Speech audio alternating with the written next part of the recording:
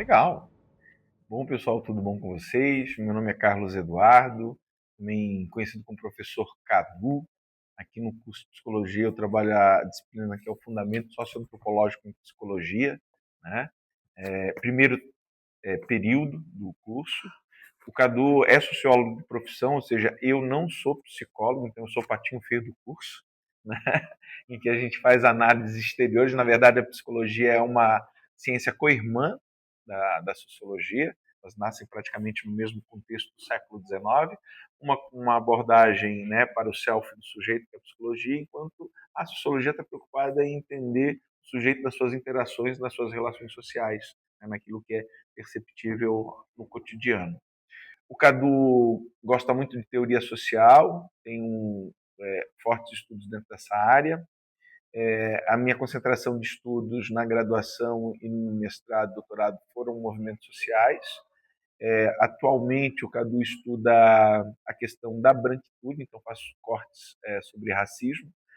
Ajudamos a fundar aqui no campus de Balneário de Camboriú o NEAB, que é o Núcleo de Estudo Afro-Brasileiro Indigenista. Hoje eu estou com um grupo de mais ou menos 9 acadêmicos de modo interdisciplinar, com direito, psicologia e relações internacionais, em que a gente está fazendo discussões sobre branquitude, junto com o grupo do NEAB, que estão outros professores fazendo outros recortes, né? Além disso, nós fundamos também o Instituto Tobá, que é um instituto que trabalha com letramento racial para empresas é, privadas e públicas, em que a gente atua. E recentemente nós fizemos um trabalho junto ao Conselho Regional de Psicologia de Santa Catarina, em que eu fiz uma parte do letramento racial falando sobre branquitude para os delegados ali em Florianópolis. E a professora Flávia, que é uma das nossas colegas, está indo agora em junho fazer a segunda parte dessa formação sobre letramento racial. Então, eu estudo movimentos sociais, eu estudo a questão do racismo, eu estudo gênero, né? Inclusive, a gente está tendo uns debates de gênero bem interessantes na disciplina, e a questão da branquitude que me atravessa na qualidade de homem branco, hétero, cis, e como esse rol de privilégios me permite, por exemplo, estar concedendo essa entrevista para vocês. Né?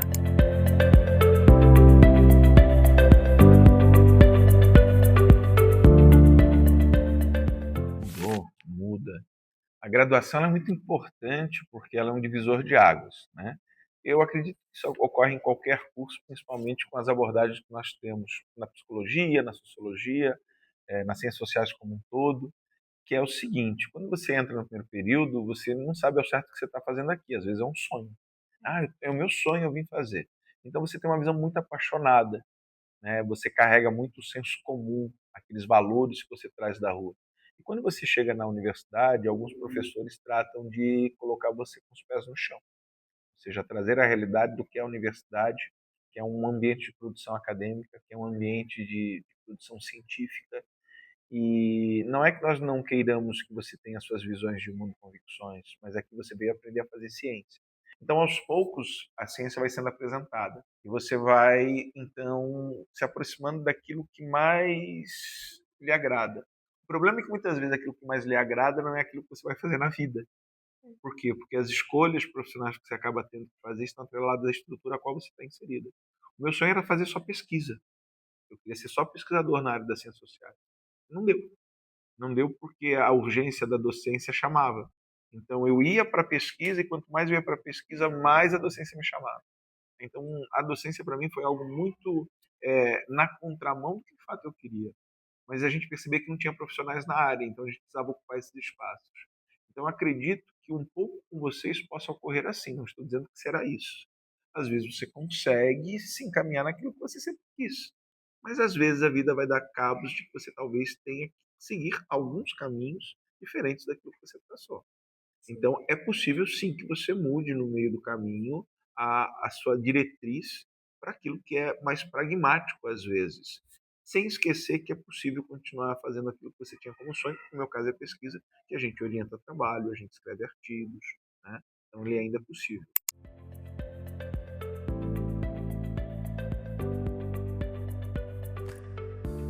Acho que o satisfatório é o engajamento de quem fica. Já a turma que eu trabalho, que é o matutino e o noturno, tem essa característica do engajamento. Então, o que é satisfatório é ver que vocês têm maturidade como no debate de hoje, né?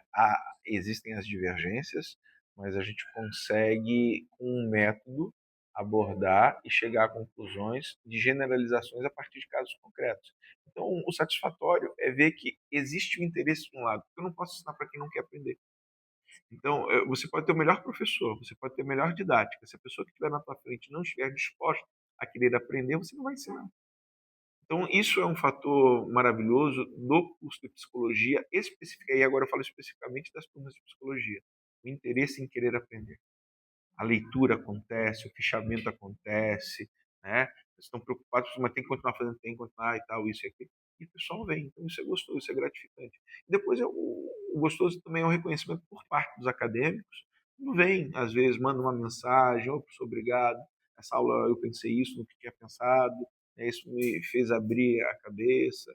Então, ser lembrado, às vezes, em momentos em que a gente, às vezes, está mais xoxo para baixo, às vezes aquele acadêmico chega, te cumprimenta de uma forma calorosa. Então, isso são recompensas, eu diria que o curso de psicologia tem me dado. Um grande presente esse semestre foi, necessariamente, dar aula na psicologia, porque tem sido diferente.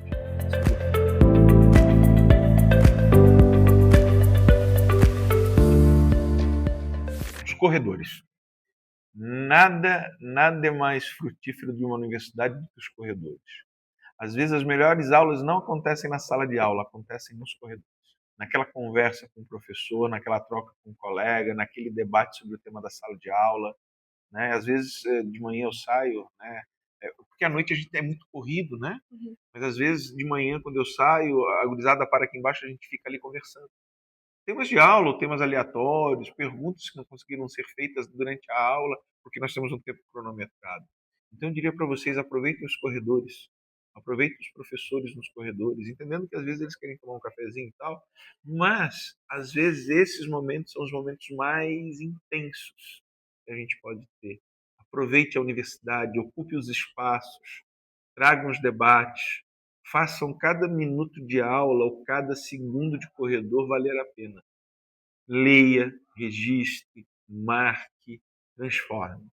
Como a gente fala lá nos movimentos sociais, principalmente quando a gente trata sobre as questões sobre branquitude e negritude, ocupar e resistir. Esse é o lema, ocupar e resistir, e resistir, e resistir. A universidade é um lugar encantador, maravilhoso, se você estiver disposto a vivê-la. Viva ela intensamente, porque vai passar. E às vezes vai dar saudade. Eu fiquei desesperado quando eu estava para me formar. Falei, agora, o que eu vou fazer? Tá acabando. Tava tão bom. E de repente acabou. E aí eu falei, eu tenho que voltar. Voltei como professor.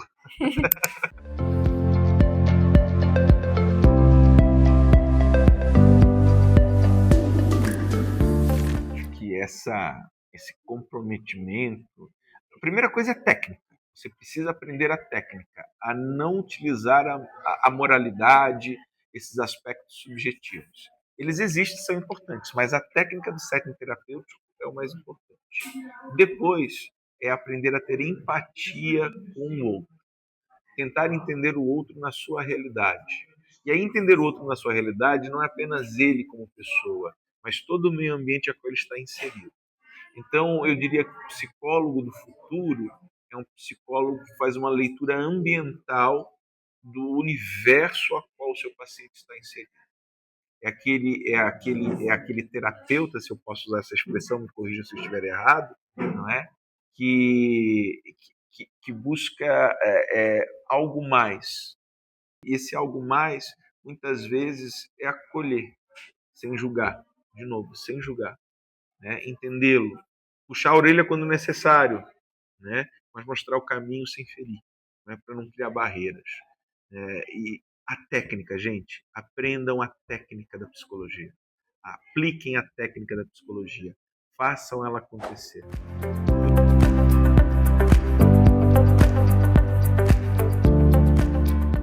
Sim, eu achava que o psicólogo ele só trabalhava dentro da clínica. E fazer a faculdade me deu uma percepção de outras áreas de trabalho, de atuação. Ela mudou um pouco, mas de forma de profundidade, mas eu já pensava que era mais ou menos o que era. Eu fiz 2 anos de engenharia antes de fazer psicologia. E eu troquei porque eu gostava muito do curso, mas não gostava da atuação do engenheiro. Então eu vim porque eu queria atuar como psicólogo. Então eu já tinha pesquisado bastante a área de atuação dele e tal. Então acho que não mudou não, eu já imaginava o que seria já.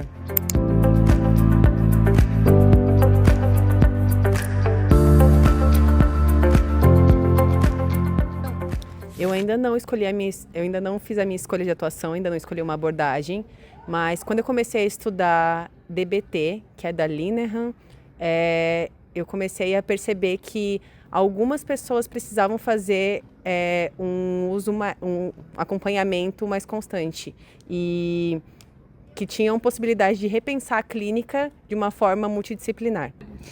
Eu acho que pensar como psicólogo é muito forte, né? Eu acho que pensar como psicólogo, comecei a pensar quando eu entrei na clínica, no estágio clínico, né? Eu acho que muda muito, assim, a tua cabeça, a forma de agir, etc., a forma de pensar também o outro. Mas a matéria que eu mais gostei, que mais me despertou interesse e tal, foi a de psicanálise com o Evandro, mais ou menos no 5º período ali. Eu acho que foi essa matéria que mais me despertou interesse e mais vontade de ser psicólogo.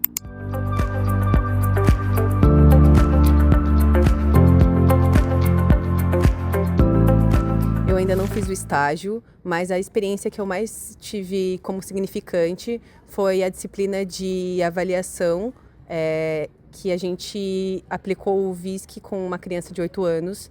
E nesse momento eu percebi o quanto era importante fazer o vínculo com o paciente, que eu não tinha essa percepção antes. O primeiro estágio que eu fiz sobre o ENAD, eu fiz uma apresentação aqui sobre o ENAD. E eu, tinha umas 250 pessoas no auditório, eu tava lá em cima apresentando, tava me cagando, morrendo de medo. Mas deu tudo certo no final.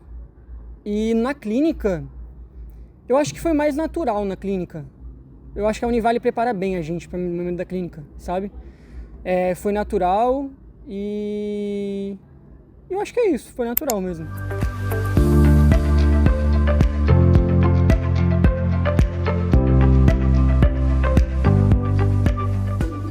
Então, dentro dessa experiência, que eu vi como mais significativa, eu percebi que a gente ainda não tinha desenvolvido uma estratégia para lidar com a ansiedade. Então, essa aplicação do VISC foi feita em 2 partes e como o meu grupo foi o segundo a apresentar, eu consegui perceber que precisava desse momento para criar essa estratégia de autorregulação. Então, além de criar o vínculo com a criança, que eu conheci ela e fui passeando com ela pela faculdade, apresentando as salas, os professores, que também me ajudou a diminuir um pouco a ansiedade, ter essa troca entre as 2 aplicações do VISC foi importante para o meu grupo. Olha, eu acho que a supervisão é muito importante na clínica, poder conversar com o supervisor. Fazer terapia antecipadamente para você mesmo é necessário, sim. Infelizmente, nem todo mundo tem condições financeiras de fazer, né? Eu não tive, mas nos últimos 6 meses ali eu consegui fazer um esforcinho para poder pagar. Fez uma diferença muito grande. E também poder ter amigos para conversar sobre, assim, amigos do curso, é muito massa. Ajuda bastante também. Mas é bem complicado, assim, tu sai da clínica com uma carga bem pesada, assim, em cima de você. E se você não tem um autoconhecimento, rede de apoio, etc., para poder descansar, é difícil.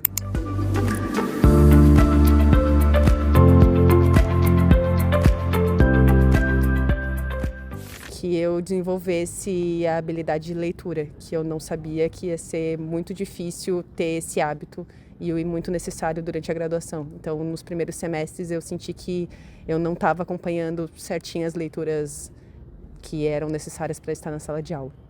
Quando eu comecei o curso de psicologia, eu era uma pessoa muito fechada, como pessoa, não conversava com ninguém, não gostava de abraço, não gostava de afeto. Eu acho que eu pediria para mim me abrir mais no primeiro dia de aula, assim. Ainda bem que teve pessoas que forçaram eu me abrir, sabe, no meu círculo de amizade. E esse círculo de amizade fez com que o curso sonasse muito mais leve, assim. Ter pessoas para poder fazer o trabalho, para poder reclamar do professor, poder reclamar dos trabalhos, é gostoso, sim. E é essencial para que você passe aí 5 anos enfrentando o curso, que é muito complicado, principalmente para quem trabalha o dia inteiro e ainda faz o curso à noite, né?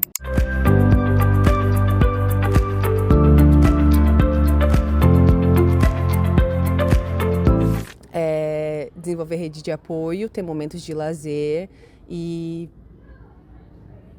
quando eu estiver bastante ansiosa com essa prática e com o futuro, poder perceber em mim que eu já tenho habilidades desenvolvidas e tenho recursos para desenvolver outras. Terapia, uma rede de amigos que está fazendo aula com você. E eu acho que o apoio dos professores e da coordenadora, assim. A Univale é muito abençoada nisso, os professores são muito legais, a coordenadora também. Tá com problema, é só ir falar com ela, conversar com os professores, eles resolvem, te ajudam. Esses amigos, para poder você reclamar, falar mal, falar bem, ficar empolgado junto, estudar junto, cara, é mais do que necessário, é essencial para que o curso se desenvolva. E eu acho que seria isso mesmo.